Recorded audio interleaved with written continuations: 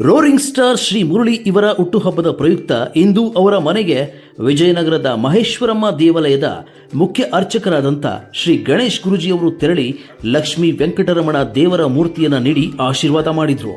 ಈ ಸಂದರ್ಭದಲ್ಲಿ ಯುವ ಕರ್ನಾಟಕ ಸಂಘಟನೆಯ ರಾಜ್ಯಾಧ್ಯಕ್ಷರಾದಂಥ ಯುವರಾಜ್ ರವರು ಜೊತೆಗಿದ್ದರು.